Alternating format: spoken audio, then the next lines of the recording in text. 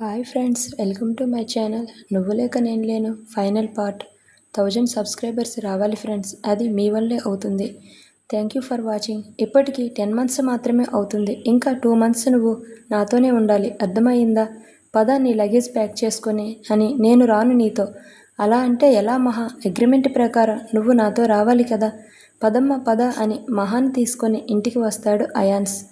మహాకి ఇష్టం లేకున్నా, దేవుడా ఏంటయ్యా నాకు ఈ పరీక్ష, కరవమంటే కప్పకి కోపం, విడవమంటే పాముకి పగ అన్నట్లు వెళ్ళకపోతే తీసుకుని వెళ్ళేంత వరకు ఈయన ఇలాగే చేస్తాడు. పిచ్చి పిచ్చి పనులన్నీ చేస్తాడు. వెళ్తేనేమో వాళ్ళ అమ్మకి నేను ఇచ్చిన మాట తప్పినట్టు ఉంటుంది. ఏం చేయాలరా దేవుడా, ఎందుకు నా బ్రతుకు ఇలా చేసావు అని అర్థం కాని అయోమయంలో బయలుదేరుతుంది మహా అయాన్స్తో పాటు వాళ్ళింటికి. మహాని ఎలాగోలాగో ఒప్పించి భయపెట్టో ఇంటికి తీసుకుని వస్తాడు అయాన్స్. మహాని చూసి చాలా హ్యాపీగా ఫీల్ అవుతుంది సుబ్బమ్మ ఆంటీ. వాళ్ళ ఇంటిలోని వాళ్ళ మహాని చూసి సుబ్బమ్మ ఆంటీ చాలా హ్యాపీగా ఫీల్ అవుతుంది. మహాని చూడగానే మహా దగ్గరికి వస్తుంది. అమ్మా మహా, ఎలా ఉన్నావు అంటూ ఆప్యాయంగా పలకరిస్తుంది. బాగున్నాను ఆంటీ, మీరెలా ఉన్నారు? బాగున్నాను. ఎక్కడికి వెళ్ళిపోయావు మహా అని ఆవిడ అడుగుతుంటే, ఇప్పుడు అవన్నీ ఎందుకులేండి ఆంటీ, జర్నీ చేసి చాలా అలసిపోయింది, రెస్ట్ తీసుకొని అని మహాని పంపిస్తాడు అయాన్స్ తన రూమ్లోకి. మహా వెళ్ళిన తర్వాత, వద్దంటీ, జరిగిపోయిన వాటి గురించి మహాని అడగొద్దు, జరిగిపోయినది గతంగా వదిలేయండి, తను అన్కంఫర్ట్గా ఫీల్ అవ్వటం నాకు ఇష్టం లేదు. సరే బాబు, ఇంకా అడగనులే, మీకోసం భోజనం సిద్ధం చేస్తాను అని చెప్తుంది సుబ్బమ్మ ఆంటీ. వద్దాంటీ, ఆల్రెడీ చేసి వచ్చాం, ఇప్పటికే చాలా లేట్ అయ్యింది, వెళ్ళి పడుకోండి అని తన రూమ్లోకి వెళ్తాడు. అప్పటికే మహా ముందు వెళ్ళటం వల్ల పడుకొని ఉంటుంది. అయాన్స్ ఫ్రెష్ అయి వెళ్ళి మహా పక్కన పడుకుంటాడు. ఏయ్, నువ్వేంటి ఇక్కడ? నా రూమ్లో కాక నేను ఇంకెక్కడ ఉంటాను చెప్పు మహా అని అంటాడు. ఎక్కడైనా ఉండు, నాకు అనవసరం, నీతో పాటు నేను ఇక్కడ ఉండను అని మహా చెప్తుంది. హలో మేడం, మనకు పెళ్ళయింది, నీకు గుర్తుందా అని అడుగుతాడు. అది ఓన్లీ కాంట్రాక్ట్ మాత్రమే. హలో మేడం, కాంట్రాక్ట్ కాదు, నిజంగా కూడా మనకి పెళ్ళయింది. ఆ విషయం నువ్వు మర్చిపోయావా? ఆ తరువాత మనం చాలా దగ్గర కూడా అయ్యాం, ఒకరి ప్రాణం ఇంకొకరు అయ్యేంతలా అయ్యాం. పాపం మర్చిపోయినట్లు ఉన్నాం, చాలా రోజులు అయ్యింది కదా అని అంటాడు అయాన్స్ గుర్తు చేస్తున్నట్టు. ఒకసారి గుర్తు చేయనా అని కొంటిగా తన దగ్గరికి వస్తాడు అయాన్స్. ఏం అవసరం లేదు, నాకు దూరంగా ఉండండి ప్లీజ్. నో నెవ్వర్, నేను అస్సలు ఉండను అని అయాన్స్ అంటాడు. అయితే నేనే ఉంటాను అని పక్క రూమ్లోకి వెళ్ళబోతుంది మహా. ఏంటి మహా, భయమా? భయమా? నాకెందుకు? నా దగ్గర పడుకుంటే, నా రూమ్లో ఉంటే మళ్ళీ నాతో లవ్లో పడతావని భయమా అని అడుగుతాడు. నీకు ప్రేమ నీతోనా? అసలు ఛాన్స్ లేదు. ఓహో, అలా అయితే నన్ను ద్వేషిస్తున్నావన్నమాట. నువ్వు అలా అని నేను చెప్పానా నీతో అంటుంది. ప్రేమ లేక ద్వేషం లేక ఇంకా ఏం ఫీలింగు? నా మీద నీకు ఏదో ఒక ఫీలింగ్ ఉండాలి కదా. నాకు ఏ ఫీలింగ్ లేదు. అలాగే నువ్వంటే నాకే భయం కూడా లేదు. నాకు నిద్ర వస్తుంది ఇప్పుడు, ప్లీజ్ నన్ను డిస్టర్బ్ చేయొద్దు అని అంటూ పడుకుంటుంది. అయాన్స్ మహా పక్కనే పడుకొని తనని హగ్ చేసుకొని ఆర్గ్యుమెంట్ ఎందుకులే అని సైలెంట్గా నిద్రపోతుంది. నిజం చెప్పాలంటే చాలా రోజుల తర్వాత ఇద్దరు అంత ప్రశాంతంగా నిద్రపోతారు. మహా ఎలా ఉందా అని అయాన్స్ ఎలా ఉన్నాడని మహా ఆలోచిస్తూ, ఇన్ని రోజులు కూడా కలత నిద్ర మాత్రమే పోయి ఉంటారు ఎవరి దగ్గర వాళ్ళు. కానీ ఇప్పుడు ఇద్దరూ దగ్గరగా ఉండటంతో ప్రశాంతంగా అనిపిస్తుంది ఇద్దరికి. మార్నింగ్ నిద్ర లేస్తుంది మహా. అయాన్స్ని తనని హగ్ చేసుకొని పడుకొని ఉండటంతో చాలా సెక్యూర్గా అనిపిస్తుంది తనకి. మనం ఇలాగే ఉండాలని ఉంది అయాన్స్ గారు, కానీ పరిస్థితుల వల్ల నేను దూరంగా ఉండాల్సి వస్తుంది. మీ అమ్మగారికి ఇచ్చిన మాట గుర్తొస్తుంటే చాలా బాధగా ఉంది అని అనుకుంటూ బాధపడుతూ ఉంటుంది. తన్ని హగ్ చేసుకుని ఉన్న అయాన్స్ చేతులను తీస్తూ ఉంటే, ఎక్కడికి వెళ్తున్నావు చైత్ర, ఇంకొంచెం సేపు పడుకోవచ్చు కదా అంటాడు. అయాన్స్ కలవరింతలో చైత్ర అనే పేరు వినగానే ఆ మాట విని మహాకి చాలా కోపం వస్తుంది. ఆడవాళ్ళకి ఉండే సహజ సిద్ధమైన జలసీతో కోపంగా అయాన్స్ని ఒక్కసారి గట్టిగా కొట్టి నిద్ర లేపుతుంది. అబ్బా, ఏమైంది మహా, ఎందుకు నిద్ర లేపావు నన్ను అని అయాన్స్ అడుగుతాడు. ఏంటి, చైత్ర ఎవరు, చైత్ర ఎవరు అని కంగారుగా డౌట్గా అడుగుతుంది. నేను కూడా అడిగేది అదే, చైత్ర ఎవరు అని, ఎందుకు తన పేరు కలవరించారు, మీ ఇద్దరికీ ఏమిటి సంబంధం అని అడుగుతుంది. చెప్పండి అని కోపంగా అడుగుతున్న మహా కోపం చూసి, ఏం లేదు మహా అని చెప్పబోయి, మహా కోపం చూసి తినని ఎలాగైనా ఒక ఆట ఆడుకుందామని ఒక ఐడియా వచ్చి ఆట పట్టిస్తుంటాడు. అది చైత్ర చైత్ర అంట. ఆ చైత్ర ఎవరు చెప్పండి? చైత్ర నేను చేసుకోబోయే అమ్మాయి. ఆ మాటకి షాక్ అవుతుంది మహా. ఏమంటున్నారు అయాన్స్ గారు మీరు చెప్పేది? నాకేం అర్థం కావట్లేదు అంటుంది. నిజం మహా, నువ్వు వెళ్ళిపోయాక తనే నన్ను బాగా చూసుకుంది. నన్ను పెళ్లి చేసుకోమని కూడా అడిగింది. కానీ నిన్ను చేసుకున్నాను కదా, నీకు అన్యాయం చేస్తే బాగుండదని లేదు చేసుకోనని చెప్పాను. కానీ ఇప్పుడు నువ్వు ఎలాగో నా దగ్గర ఉండను అంటున్నావు కాబట్టి 2 నెలలు మాత్రమే ఉంటానంటున్నావు కదా, అందుకే ఈ 2 నెలల తర్వాత తనని పెళ్లి చేసుకోవాలనుకుంటున్నాను. మరి తనని చేసుకోవాలని అనుకునేటప్పుడు నన్నెందుకు ఇక్కడికి మళ్ళీ తీసుకుని వచ్చావు అని అంటుంది కోపంగా బుంగమూతి కలగలిపి అడుగుతున్న మహాని చూస్తుంటే చాలా ముద్దేస్తుంది అయాన్స్కి. మహాని తన మీదకి లాక్కొని ముద్దు పెడతాడు. అయాన్స్ గారు వదలండి అని విడిపించుకొని, ఎవరినో పెళ్లి చేసుకోవాలనుకునే వాళ్ళు నన్నెందుకు తెచ్చి పడేసినట్లో ఇక్కడికి అని మరొకసారి గుర్తు చేస్తుంది. ఈ ముద్దులు ఏమైనా ఉంటే మీ చైత్రాకి పెట్టుకోండి. నా చైత్ర ముద్దు పెడితే నీలా ముడుచుకొని పోదే, మళ్ళీ తిరిగి నాకు పెడుతుంది తెలుసా అని ఎటకారంగా అంటాడు అయాన్స్. అంటే మీరు దాంతో ముద్దులు కూడా పెట్టించుకునే టోల్లా అని డౌట్గా అడుగుతుంది. అసలు మిమ్మల్ని అని కొట్టడానికి వస్తున్న మహాని కొట్టనివ్వకుండా రెండు చేతులు చుట్టేస్తూ, నేనంటే ఇష్టం లేదన్నావు, మరి ఇంత పొసెసివ్ ఏంటి నీకు? నా చైత్రాన్ని చూస్తావా అని అడుగుతాడు అయాన్స్. రా చూపిస్తానని అయాన్స్ ఫోన్ ఓపెన్ చేసి అందులో ఒక క్యూట్ చిన్నపిల్ల ఫోటో చూపిస్తాడు. తను ఎవరో తెలుసా? ఆ రోజు నువ్వు పేరు పెట్టావే మన డ్రైవర్ కూతురు, ఆ అమ్మాయి పేరు చైత్ర అని అప్పుడు గుర్తొస్తుంది మహాకి. ఆ పేరు మహానే పెట్టి ఉంటుంది.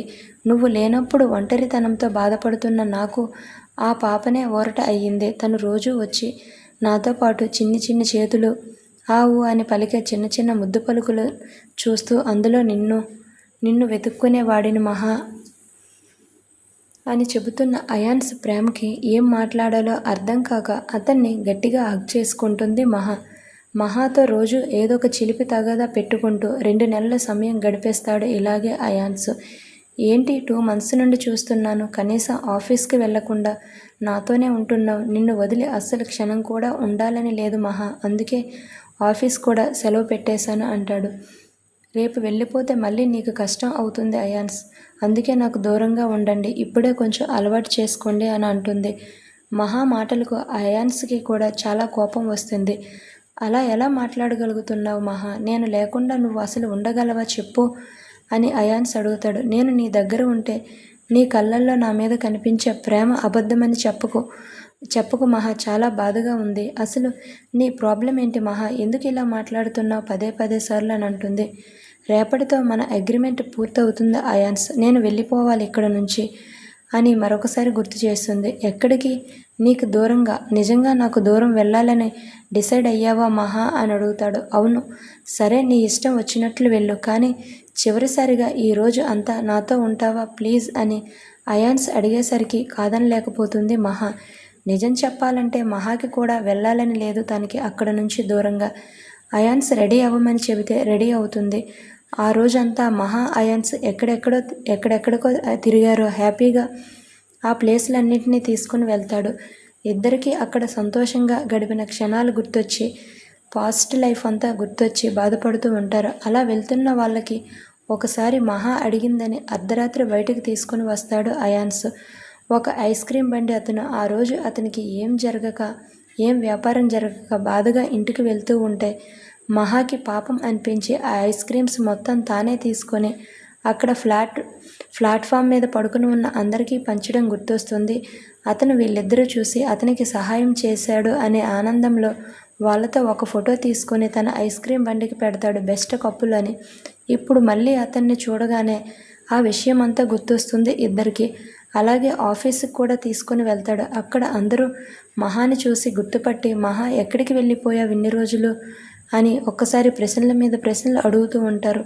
నీకు సార్కి ఏదో గొడవ జరిగి ఆయనకి దూరంగా వెళ్ళావంటా కదా, పాపం సార్ నువ్వు లేని ఇన్ని రోజులు కూడా నువ్వు లేనప్పుడు సార్ అసలు నవ్వింది కూడా లేదు. ఎప్పుడూ బాధపడుతూ ఏదో పోగొట్టుకున్న వారిలా బాధపడుతూ ఉండేవారు. నువ్వంటే చాలా ఇష్టం మహా సార్కి. సార్ని వదిలేసి నువ్వు ఇంకెప్పుడూ దూరంగా వెళ్ళకు. ఆయన బాధపడటం మేము అస్సలు చూడలేకపోయాం అని అందరూ తను లేనప్పుడు అయాన్స్ ఎంత బాధపడ్డాడో చెబుతూ ఉంటే మహా కూడా అదంతా చూసి చాలా బాధేస్తుంది. అక్కడ ఒక్క క్షణం కూడా ఉండలేక ఏడుస్తూ ఇంటికి వస్తుంది. ఏడుస్తూ ఇంటికి వచ్చిన మహాని చూసి, అమ్మా మహా, ఏమైంది, ఎందుకు ఏడుస్తున్నావు? ఏం లేదంటే, ఏం లేకపోతే నువ్వెందుకు అలా ఏడుస్తున్నావు చెప్పమ్మా అని సుబ్బమ్మ ఆంటీ అడుగుతుంది. ఆఫీసులో జరిగిందంతా చెప్పి, అసలు ఒక మనిషి మీద ఎవరైనా ఇంత ప్రేమను ఎలా పెంచుకోగలరా ఆంటీ? ప్రేమిస్తే అంతేనమ్మా, అంతా ఇంత అని దానికి కొలమానం ఉండదు మహామ్మ అని చెప్తుంది. అయినా అయాన్స్ జీవితం నుండి ఎందుకు దూరం అవ్వాలనుకుంటున్నావు నువ్వు చెప్పు అని సుబ్బమ్మ ఆంటీ అడుగుతుంది. నువ్వు ఎప్పుడు నన్ను మా అమ్మలా ఉంటావంటీ, ఆమెలా నన్ను బాగా అర్థం చేసుకుంటావని చెప్పావు కదా, మరి అమ్మలాంటి దాన్ని అడుగుతున్నాను చెప్పమ్మా, అసలు ఎందుకు నువ్వు అయాన్స్ బాబుకి దూరం వెళ్ళాలనుకుంటున్నావు అని పదే పదే సార్లు అడుగుతుంది. అది ఆంటీ, ఆ రోజు హాస్పిటల్లో ఏం జరిగిందో తెలుసా? అయాన్స్ మదర్ మహా అయాన్స్ల మ్యారేజ్ అగ్రిమెంట్ చూసి చాలా కోపం ఉంటుంది. అదే టైంలో అయాన్స్కి యాక్సిడెంట్ అయ్యిందని కాల్ చేస్తుంది మహా. ఆ సమయంలో మహాకి ఆవిడ తప్ప ఇంకెవరూ హెల్ప్ చేయరు మనీ విషయంలో. ఇంకా తప్పక అయాన్స్ మదర్కి ఫోన్ చేస్తుంది డబ్బులు కావాలని. ఆవిడ హాస్పిటల్కి వస్తుంది. అది అత్తయ్య, అయాన్స్కి యాక్సిడెంట్ అయ్యింది. చీ, నువ్వు నన్ను అలా పిలవద్దు, నీ గురించి మొత్తం నాకు ఇప్పుడే తెలిసింది. ఆ అగ్రిమెంట్ పేపర్స్ చూసి డబ్బు తీసుకుని నటించడానికి వచ్చిన నీలాంటి దరిద్రం నన్ను అలా పిలిస్తే నాకు ఒళ్ళు మండుతుంది. ప్లీజ్ అలా పిలొద్దు అత్తయ్య, ప్లీజ్. ఇప్పుడు మీతో గొడవ పడాలని నాకు లేదు, కానీ అత్తయ్య ప్లీజ్, అయాన్స్కి ఏదో ఆపరేషన్ చేయాలంట, దానికి చాలా అమౌంట్ ఖర్చు అవుతుందంట. ప్లీజ్ అత్తయ్య, ఆ డబ్బు మీరు కట్టి నా పసుపు కుంకాలను కాపాడండి అని ప్రాధాయపడుతుంది. అబ్బా ఆపు నీ యాక్టింగ్, నీ గురించి నాకు మొత్తం తెలిసిపోయింది. అసలు మీది రియల్ మ్యారేజ్ కాదు కదా, కాంట్రాక్ట్ మ్యారేజ్. ఆ పేపర్స్ అన్నీ నేను చదివానని చెబుతుంది. ఆ మాటకి మహా షాక్ అవుతుంది. లేదత్తయ్య, అది అబద్ధం, మేము నిజంగా తర్వాత పెళ్లి చేసుకున్నా. చీ, ఆధారాలు నీ ముందు నేను నిల్చొని ఉన్నా ఇంకా అబద్ధాలు చెబుతున్నా నిన్ను ఏమనాలా అర్థం కావటం లేదు. అయినా నీతో నాకు మాట్లాడాలని లేదు. నువ్వు ఏ డబ్బు కోసం అయితే నటించడానికి వచ్చావో అంతకన్నా ఎక్కువ డబ్బు నేనే ఇస్తాను. నా అయాన్స్ జీవితం, నా కొడుకు జీవితం వదిలి వెళ్ళిపో అంటుంది.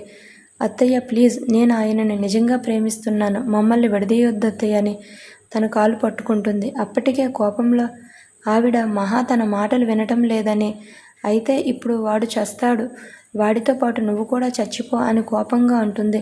అత్తయ్య ఏంటా మాటలు, తప్పత్తయ్య, అలా మాట్లాడకూడదు. ఎంతైనా అయాన్స్ నీ కొడుకే కదా, నేను అలా మాట్లాడకూడదు అనుకుంటే ఇప్పుడు నువ్వు నేను చెప్పినట్టు వింటేనే అని ఒక షరతు పెడుతుంది. నా కొడుకు బ్రతుకుతాడు, లేకపోతే లేదు అని చెప్తుంది. ఏం చేయాలి అత్తయ్య చెప్పండి, చేస్తాను అయాన్స్ కోసం ఏమైనా.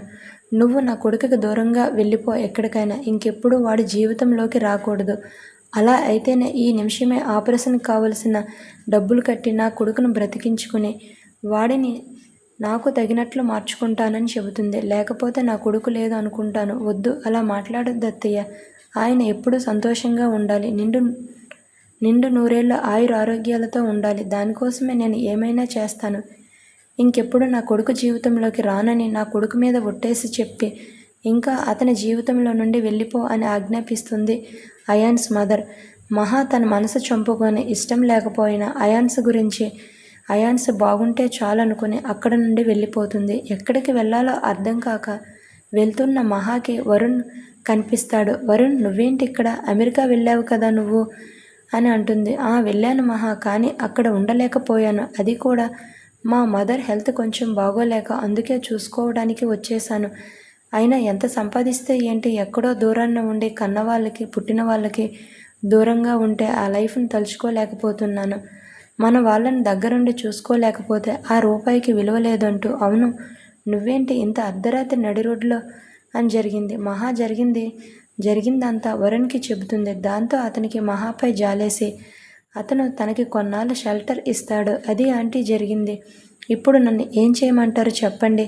ఇదంతా ఆంటీకి చెబుతుంది. ఆంటీకి ఇచ్చిన మాట ప్రకారం అతనికి దూరంగా ఉండాలా, లేక దగ్గరయ్యి ఆంటీకి ఇచ్చిన మాట తప్పిన దానిలా ఉండాలో అర్థం కావటం లేదు. ఏం చేయాలని ఏడుస్తూ సుబ్బమ్మ ఆంటీకి చెబుతుంది. ఆఫీసు నుండి మహా ఏడుస్తూ రావటం చూసి అయాన్స్ కూడా వచ్చి ఉంటాడు. ఆంటీకి చెప్పేది అంతా వింటాడు. ఆంటీ తన బాధ చెప్పి వెనక్కి తిరిగిన మహా వెనుక ఉన్న వాళ్ళని చూసి షాక్ అయి అలా ఉండిపోతుంది.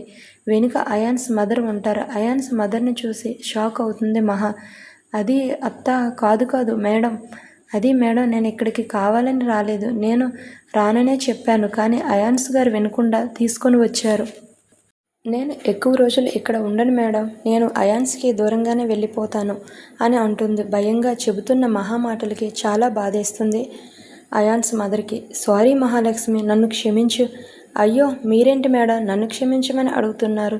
తప్పు చేశాను మహా మీ విషయంలో, అందుకే క్షమాపణ అడుగుతున్నాను. నన్ను క్షమించు మహా. నీది అయాన్స్ది ప్రేమని నేను అర్థం చేసుకోలేకపోయాను, అందుకే నన్ను క్షమించు. నువ్వు అయాన్స్ జీవితంలోనే ఉండు, మీ ఇద్దరు సంతోషంగా ఉండండి అని చెప్తుంది. మహా అతనికి దూరంగా వెళ్ళొద్దు, నువ్వు దూరంగా వెళ్ళినప్పుడే తెలిసింది నాకు మీ ఇద్దరిని ఒకరిని ఒకరు ఎంత ప్రేమించుకుంటున్నారని. నీ కాళ్ళు పట్టుకుంటాను, నా కొడుకు జీవితం నుండి వెళ్ళొద్దు ప్లీజ్ మహా అని అయాన్స్ మదర్ తన కొడుకు గురించి ఆలోచించి మహా కాళ్ళు పట్టుకోబోతుంది. అయ్యో మేడం, ఏంటి మీరు చేసే పని? మీరు పెద్దవారు, ఇలాంటివి చేయకూడదు. మీలాంటి వాళ్ళు మమ్మల్ని ఆశీర్వదించాలే కానీ ఇలా చేయకూడదు. మేడం కాదు, అత్తయ్య అని పిలు. నా కొడుకు భార్య నన్ను మేడం అంటుంటే నాకు ఏదోలా ఉంది.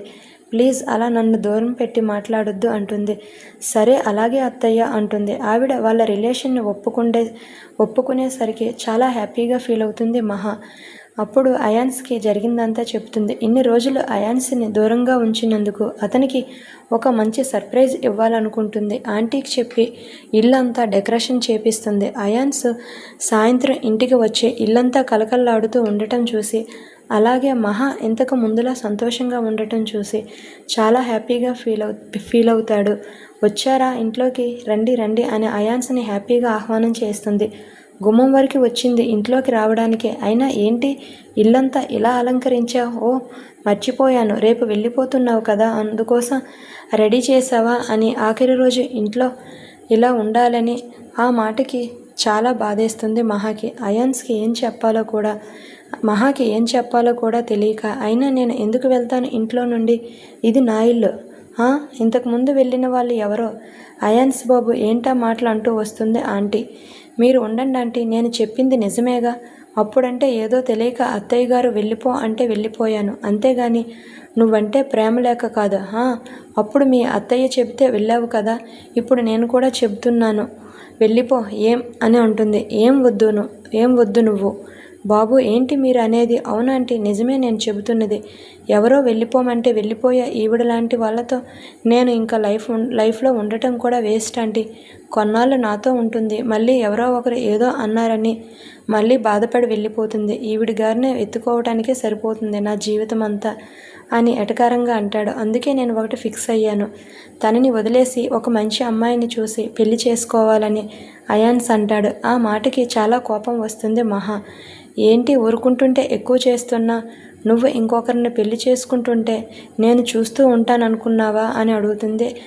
చూస్తూ ఉంటాననుకుంటున్నావా? ఇద్దరిని చంపేసి నేను చచ్చిపోతాను. మమ్మల్ని చంపి నువ్వు చావడం ఎందుకు? మరేం చేయను, నువ్వు లేకపోతే నేను బ్రతకలేను. అందుకే మరి ఇన్ని రోజులు ఎలా ఉన్నావు నాకు దూరంగా అని అయాన్స్ మళ్ళీ తిరిగి ప్రశ్న అడుగుతాడు.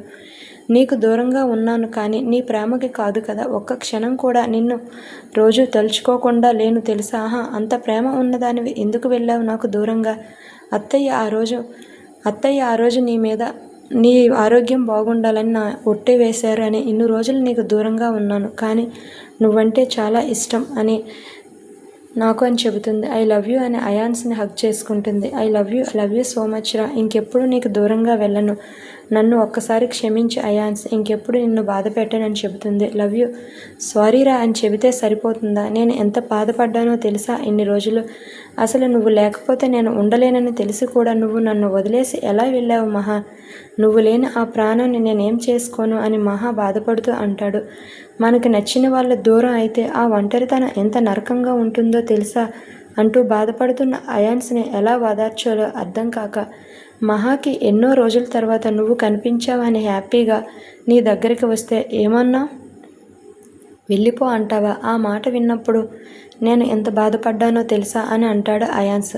అని అంటున్న అయాన్స్ కన్నీళ్ళని తుడుస్తుంది మహా. ఎందుకురా నీకు నేనంటే ఇంత ఇష్టం? నువ్వు తలుచుకుంటే నాకంటే ఎంతోమంది అమ్మాయిలు నీకు దొరుకుతారు, ఎంతోమంది అందగత్తులు కూడా దొరుకుతారు. ఒకవేళ నాకు ఆస్తి ఉంటే ప్రేమిస్తున్నావా అంటే ఏమీ లేని అనామకురాలిని. అటువంటి నన్ను ఏం చూసి ఇంత ప్రేమిస్తున్నావు అయాన్స్ అని నీ మంచి మనసును చూసి, ఫ్యామిలీ కోసం ఏదైనా చేసే నీ ధైర్యం చూసి, రెక్కలు వచ్చిన తర్వాత ఎవరు ఎలా పోతే నాకేంటి అనుకుని విచ్చలవిడిగా బ్రతికే ఈ ప్రపంచంలో ఫ్యామిలీ కోసం అహర్నిశలు కష్టపడే నీ మనస్తత్వం చూసి నేను ఇష్టపడ్డాను మహా అని చెబుతాడు. ఇన్ని మంచి క్వాలిటీస్ ఉన్న అమ్మాయి మనసులో నాకు చోటు దొరికితే చాలు అంటున్న అయాన్స్ మాటలకి మహా ఒక్కసారి ఎగ్జైట్ అయ్యి అతన్ని హగ్ చేసుకుంటుంది. ఎన్నో రోజుల నుండి ఇద్దరు మనసులో ఉన్న బాధని ఆ కౌగిలి ఉపశమనం ఇస్తుంది. I love you so much. నాకు వదిలి ఎక్కడికి వెళ్ళొద్దు మహా. నువ్వు లేకపోతే నేను అస్సలు ఉండలేను. నా జీవితం ఊహించుకోలేను అని అంటాడు. నువ్వు నాకు దూరం అయితే ఈసారి నేను ప్రాణాలతో ఉండను ప్లీజ్. అయాన్స్ ఇంకెప్పుడు అలా మాట్లాడొద్దని ఇద్దరు ఆ రోజు నుండి మళ్ళీ కొత్త జీవితానికి నాంది పలుకుతారు. ఇక నుంచైనా కొత్త జీవితం సంతోషంగా గడపాలని. అలా సంతోషంగా జీవితంను గడుపుతున్న వాళ్ళ లైఫ్లోకి ఇంకొక కొత్త వెలుగు వచ్చి చేరుతుంది. అదేంటంటే మహా ప్రెగ్నెంట్ అని తెలిసి చాలా హ్యాపీగా ఫీల్ అవుతాడు అయాన్స్. ఈ విషయం వెంటనే చెబుతాడు అయాన్స్కి చెబుతుంది మహా. అయాన్స్ గారు ఒకటి అడుగుతాను చేస్తారా? ఏంటి మహా చెప్పు. అది అయాన్స్ గారు, మీ అమ్మగారు ఇదివరకులా లేరు, చాలా మారిపోయారు. నన్ను కోడలిగా కూడా యాక్సెప్ట్ చేశారు. అయితే అది మీరు ఇప్పుడైనా ఆవిడతో మాట్లాడొచ్చు కదా, ఇంకా ఎందుకు ఆవిడని బాధ పెడుతున్నారని అంటుంది. మీరు మాట్లాడటం లేదని చాలా బాధపడుతున్నారు అత్తయ్య గారు. ప్లీజ్ అయాన్స్ గారు, మీ అమ్మగారితో ఒక్కసారి మాట్లాడొచ్చు కదా. వాళ్ళమ్మ మారటం చూసిన అయాన్స్ ఆవిడ్ని క్షమించి తనతో ముందుట్లా మాట్లాడుతూ ఉంటాడు అయాన్స్. మహా ప్రెగ్నెంట్ అనే విషయం తెలుసుకొని చాలా హ్యాపీగా ఫీల్ అవుతుంది అయాన్స్ మదర్ కూడా. ఒకప్పుడు నా మూలంగానే నా మనవడు నాకు తెలియకుండానే చనిపోయాడు అని చాలా బాధపడుతుంది. ఇప్పుడు ఈ విషయం విన్న తర్వాత కొంచెం హ్యాపీగా ఫీల్ అవుతుంది. అత్తయ్య, జరిగిపోయిన దాన్ని మళ్ళీ మనం ఎలాగో తీసుకొని రాలేము కనుక ఇప్పుడు మన ముందు ఉన్న సంతోషాన్ని ఆస్వాదిద్దాం. మనం ఇంకెప్పుడు మీరు ఆ విషయం గుర్తు చేసుకుని రిగ్రెట్గా ఫీల్ అవ్వద్దు, బాధపడొద్దు అని అందరూ ఒకే ఇంట్లో ఉండేలా మాట్లాడుకుంటారు. మహా ఫ్యామిలీతో కూడా మాట్లాడి వాళ్ళని కూడా వీళ్ళతో ఉండేలా చేస్తాడు అయాన్స్. వాళ్ళు కూడా వాళ్ళ పేరెంట్స్ మహా ఇంటికి వస్తారు.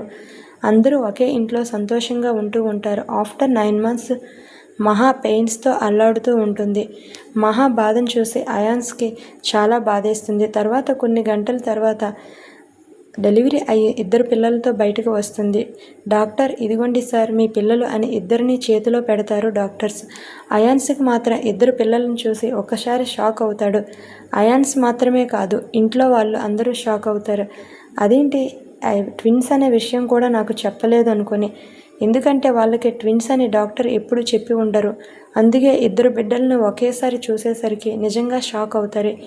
ఏంటి అయాన్స్, మీకు ట్విన్స్ పుట్టబోతున్నారనే విషయం అసలు చెప్పలేదు. అసలు నాకు తెలిస్తే కదా మీకు చెప్పడానికి అమ్మా అని అంటాడు. నాకే ఇది పెద్ద సర్ప్రైజ్లా ఉంది అని అంటాడు వాళ్ళ అమ్మతో. అంటే ఇది నీకు కూడా తెలియదా అంటే మహాకి ఖచ్చితంగా తెలిసి ఉంటుంది కదా అని మహా దగ్గరికి వెళ్తారు. మహా అయాన్స్ని చూసి ఎలా ఉంది నా సర్ప్రైజ్ అంటూ అడుగుతుంది ఒక్కసారి. నిజంగా లైఫ్లో అసలు మర్చిపోలేని విధంగా ఉంది మహా. మరి ఏమనుకున్నావు మహా అంటే అలాగే ఉంటుంది, కనీసం నాకు చెప్పాలనిపించలేదా అని అడుగుతాడు అయాన్స్. ఇంత సంతోషకరమైన జీవితం ఇచ్చిన నీకు ఆ మాత్రం ఇవ్వాలి కదా, అందుకే నీకు చెప్పలేదు. నిజంగానే నా జీవితంలో మర్చిపోలేని గొప్ప గిఫ్ట్ ఇచ్చావు మహా. థ్యాంక్స్ మహా అంటూ మహా నుదుటి మీద ముద్దు పెడతాడు అయాన్స్. మదర్ 2 పిల్లల్ని చూసి ఆ దేవుడు నీకున్న బిడ్డను అనవసరంగా దూరం చేశాడని తన తప్పు తెలుసుకుని ఒక్కసారే నీకు డబుల్ ప్రమోషన్ ఇచ్చాడురా అని 2 పిల్లల్ని తీసుకొని ముద్దాడుతూ ఉంటారు అయాన్స్ మదర్. అది నిజమే అనుకుని అందరూ 2 పిల్లల్ని చూసి సంతోషపడతారు. 2 పిల్లలతోనూ సంతోషంగా జీవితం లీడ్ చేస్తారు మహా అనుషులు వాళ్ళ 2 పిల్లలతో. Thank you friends, thank you for watching. మీ ఓపిక థ్యాంక్ యూ. అందరూ వినండి. Please subscribe my channel.